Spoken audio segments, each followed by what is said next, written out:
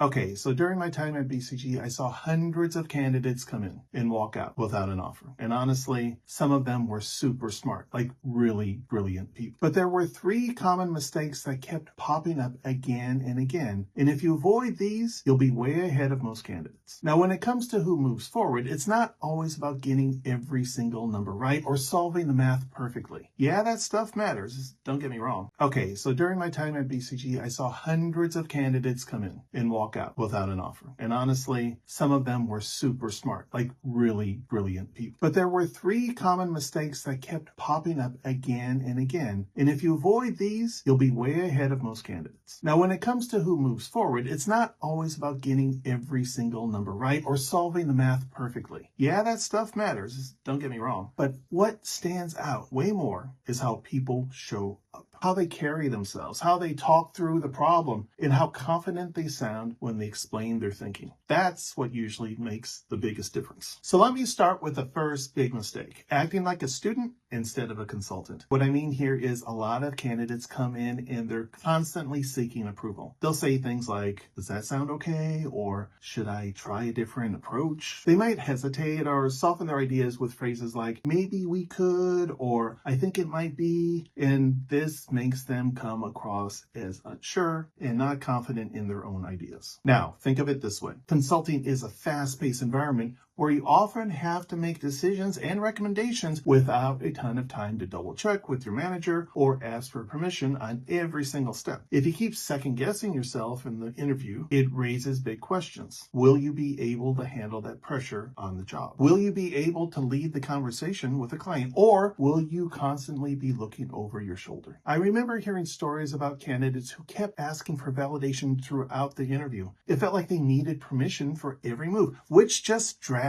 the whole thing down. It made the interviewers wonder if they really belong there. Now, don't get me wrong, no one expects you to be perfect or know everything. It's totally fine to say, I'm not sure, but here's how I think about it. Or, let me take a minute to consider another angle. But the key is to do that confidently, owning your ideas instead of sounding hesitant or apologetic. That confidence is what makes you come across as a consultant, not just a student looking for approval. All right, on to the second big mistake, leaning way too heavily on textbook frameworks. You know the ones, the classic 3 C's, 4 P's, profitability frameworks, and all the stuff you find in every case prep book. Now, frameworks are absolutely useful. They give you a structure to organize your thoughts, and they help make sure you're covering the right areas. But here's the thing. If you sound like you're just reciting something you memorized, word for word, it gets really old. Interviewers want to see that you understand the problem and can think on your feet, not that you're just repeating a script. Let me give you an example. Imagine you're working on a case about entering a new market. If you just list out the standard market size, competition, customer needs without actually explaining why those matter for that specific business or that particular market, it feels robotic. It's like you're ticking boxes instead of solving a real problem. The best candidates are the ones who take those frameworks and bend them to fit the situation. They ask themselves, okay, what's unique about this business? What's different about this market? How does that change the way I approach this framework? Consulting is all about being flexible and creative, not sounding like a robot reading from a textbook. I remember a story about a candidate who nailed the profitability framework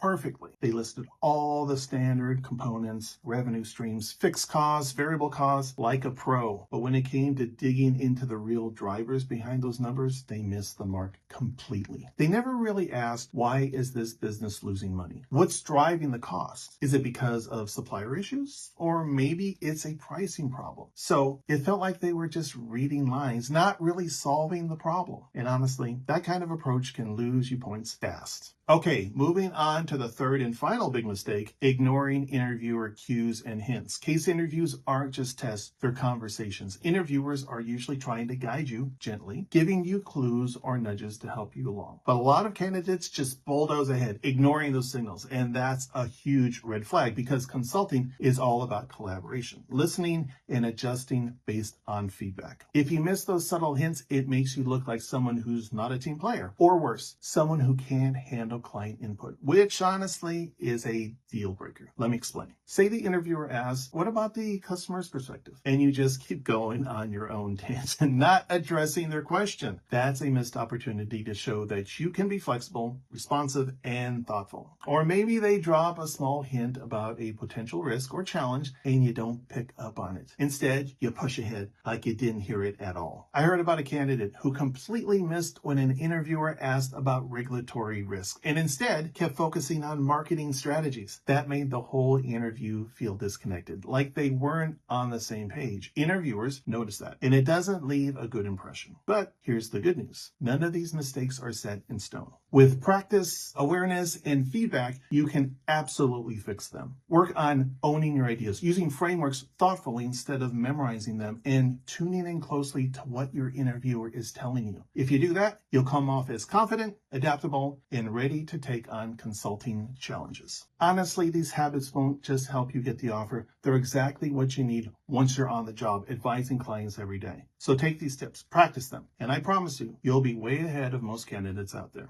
You've got this. So there you have it, the 3 biggest mistakes I've seen candidates make in consulting interviews and how you can avoid them. Now, if you got an interview coming up, I'd love to help you get ready for it. Drop a comment below with the firm and the city you're interviewing for, something like Bain Atlanta or Accenture Singapore, and I'll send you some tailored resources to help you prep smart and stand up. And if you're 100% serious about landing an offer from McKinsey, BCG, or Bain, or any top consulting firm, my team and I can help you get there. We're a group of former MBB recruiters and consultants, and we've helped over 800 candidates land their consulting job. In fact, 9 out of 10 applicants who work with us end up with at least one offer. If you're serious about consulting and want to hear how we can help you, just click on the link below to book a free strategy call with my team. That one call could be the next step that gets you closer to your dream offer. But you don't have to take my word for it. Hear it from Town. Town was able to land her dream offer at McKinsey despite having no experience with case interviews. I'll link to her videos somewhere beside me. Okay, that's it for now. I'll see you in the next video.